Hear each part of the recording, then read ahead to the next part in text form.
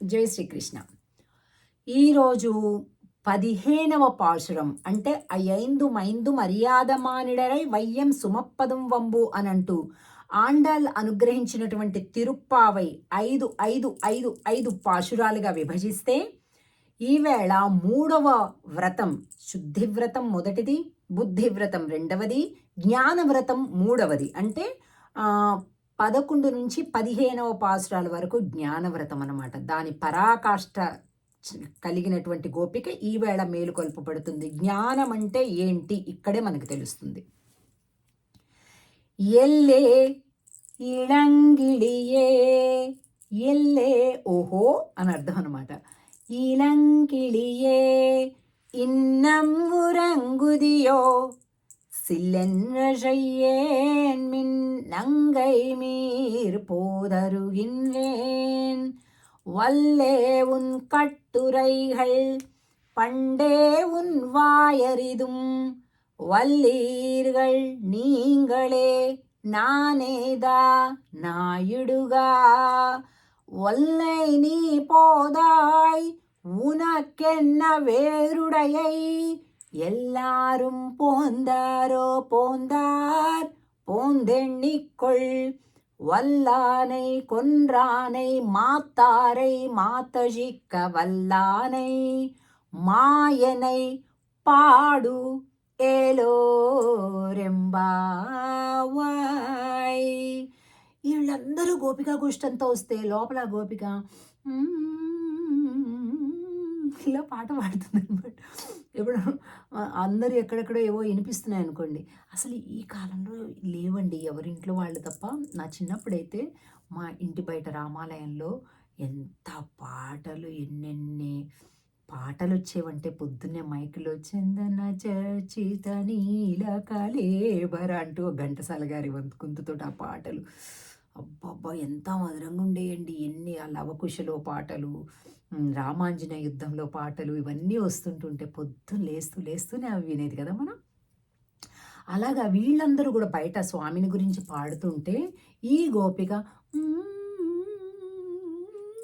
అని అలాగా మైమరిచిపోయి పాడుతుందనమాట. పాడుతుంటే వీళ్ళందరూ లోపల హాయిగా పడుకొని పాటలు పాడేసుకుంటుంది. ఎంత హ్యాపీగా ఉంది అసలు. హ్యాపీగా ఉందంటే ఏంటి అర్థం? లోపల కృష్ణుడు ఉన్నాడనే కదా. కృష్ణుడు లేకపోతే అసలు హ్యాపీనెస్ ఎక్కడి నుంచి వస్తుంది కదా. ఎల్లే ఇళంకిళియే ఇన్నం ఉరంగుదియో, ఓహో లేత చిలుక ఇంకా పడుకొనే ఉన్నావా, ఇంకా లేవులేదా, మేము నీ పాటలు వింటున్నాంలే అంటున్నారు ఈ బయట గోపికలందరూ. వెనంగానే లోపల గోపిక ఇదేమిటి లేత చిలుక అంటున్నారు, నేనేదో వీళ్ళు స్వామి కీర్తన పాడుతున్నారు కదా అని నేను గొంతు కలిపాను, కానీ నేనేం ఆనందంగా ఉన్నానా ఏంటి, స్వామి లేక నేను కూడా బాధపడుతున్నాను కదా అంటూ ఈ గోపిక జిల్లుమంటుంది. మీరు అట్లా పిలుస్తుంటే మీరు అలా అనకండి అమ్మా, లేత చిలుక ఏంటి అసలు, మీరు లేత చిలుక అని నోరు తెరిచి మీరు అంటున్నారు, నేనైతే అసలు అనను కూడా అనలేను, అంత బాధగా ఉన్నా నేనైతే తెలుసా అంటుంది లోపల గోపిక. వెంటనే ఈ బయట వాళ్ళన్న నంగై మీరు పోదరుగిన్రేన్, మీరే అంటే నువ్వు పెద్ద మాట నేర్పరి దానివిలే, మాకు తెలుసులే, మాటకి మాట చెప్తావు నువ్వు అంటున్నారు వీళ్ళు. నేనెక్కడ మాటకి మాట చెప్పాను, మీరు అడిగారు నేను సమాధానం చెప్పాను అంతే కదా. మీరంటే గొప్ప పరిపూర్ణులు, భక్తి ఉంది, అందుకే పొద్దున్నే లేచి వచ్చేశారు, మాకేం భక్తి ఉందా ప్రేమ ఉందా ఏమీ లేదులే అంటుంది లోపల. అమ్మో చూసావా ఏమి నోరు పెట్టుకుంటుందో ఏమైనా. వల్లే ఉన్ కట్టురైగల్ పండే ఉన్ వాయరిదుం, ఇప్పుడు కాదమ్మా మాకు ముందే తెలుసు నీ నోరేంటో, కొంతమంది నాలుగుతోటి బతికేస్తారు అలా మాట్లాడుతున్నారు బయట గోపికలు.